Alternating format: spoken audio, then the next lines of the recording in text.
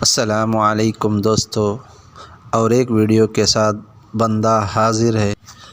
اگر یہ ویڈیو اچھی لگی تو لائک، کامنٹ، شیئر، اور نئے لوگ ہیں تو ضرور سبسکرائب کرنا نہ بھولیں۔ دوستو، بغیر تاخیر کے ویڈیو شروع کریں۔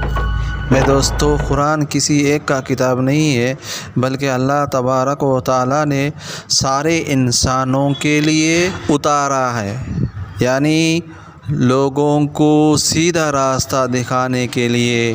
صرف مسلمانوں کی کتاب نہیں، بلکہ ساری دنیا کو ہدایت پر لانے والی کتاب ہے۔ اور یہ کتاب ایسی روشنی ہے کہ اس پر چلنے والا بھی کامیاب ہوگا اور اس پر عمل کرنے والا بھی کامیاب ہوگا۔ اس کو پڑھنے والا، دیکھنے والا بھی ہدایت پائے گا۔ اور یہ انسان کے لیے بلکہ انسان و جنات، چرند پرند، جانور اور پہاڑ اور ہر چیز کے لیے اللہ تبارک و تعالیٰ لوگوں کو ہدایت کے لیے بنایا۔ اور یہ کتاب کسی کا لکھا ہوا کتاب نہیں، بلکہ یہ کتاب میں کوئی بھی چیز، کوئی بھی معنی، کوئی بھی حرف بدلنے کا قیامت تک بدل نہیں سکتا۔ حق تعالی شان فرماتے ہیں، اِنَّا نَحْنُ نَزَّلْنَا الذِّكْرَ وَإِنَّا لَهُ لَحَافِظُونَ۔ اللہ تبارک و تعالیٰ خود فرماتے ہیں کہ اس کو میں ہی اتارا اور میں ہی اس کا حفاظت کروں گا، لہذا کوئی سارے انسان مل کے بھی ایسی کتاب کو پھر دوبارہ نہیں لا سکتے، نہیں لائیں گے۔ اور یہ آخری کتاب ہے، کسی مذہب کا نہیں ہے، بلکہ انسانوں کو راستے پر چلانے کے لیے آیا ہے، سیدھا راستہ چلانے کے لیے اس قرآن مجید کو اتارا گیا ہے۔ مثلاً حضور اقدس صلی اللہ علیہ وسلم نے ارشاد فرمایا کہ الف لام میم پورا ایک حرف شمار نہیں ہوگا، بلکہ الف لام میم علیحدہ علیحدہ حرف شمار کیا جائیں گے، اور اسی طرح پورا الف لام میم مجموعہ پر 30 نیکیاں ہوگی۔ اس میں اختلاف ہے کہ الف لام میم سے سورہ بقرہ کا شروع مراد ہے۔ وہ قرآن شریف پورا پڑھ لے اور حفظ کر لے تو کتنا بڑا ثواب ملے گا۔ اولاد کو قرآن مجید پڑھانے کی فضیلت دیکھو۔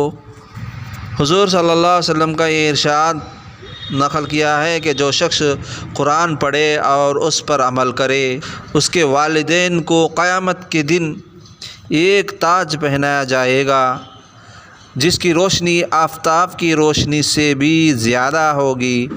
اگر آفتاب تمہارے گھروں میں ہو تو بس کیا گمان ہے تمہارا اس شخص کے متعلق جو خود عمل ہے۔ حدیث میں آتا ہے، قال رسول اللہ صلی اللہ علیہ وسلم، خیرکم من تعلم القرآن وعلمہ۔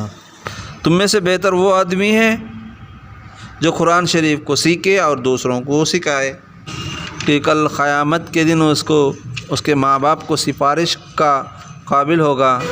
کتنی بڑی فضیلت ہے۔ دنیا کے واسطے ہم کیا کیا نہیں کرتے، قرآن پڑھانے کے لیے ہمارے اولاد کو ہم کیا نہیں کریں گے۔ سب سے بڑا بخیل وہ ہے اس کے دل میں قرآن شریف کو سیکھا لیکن اسے یاد نہیں کیا۔ قرآن میں جو دل قرآن سے خالی ہے گویا وہ ویران گھر ہے، اور یاد کیا لیکن بھول گیا۔ حدیث میں آتا ہے، جو دل میں قرآن سے خالی ہے گویا ویران گھر ہے۔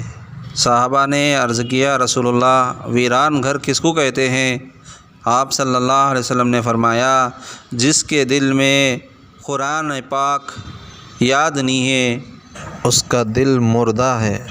یعنی حضرت عبداللہ بن عباس رضی اللہ تعالیٰ عنہ نبی کریم صلی اللہ علیہ وسلم کا ارشاد نقل کیا ہے کہ جس شخص کے قلب میں قرآن شریف کا کوئی حصہ محفوظ نہیں، وہ بمنزلہ ویران گھر کے ہے۔ اللہ ہمیں قرآن شریف کو پکا حفظ کرنے کی، اس کو عام کرنے کی توفیق عطا فرما دے۔ آمین۔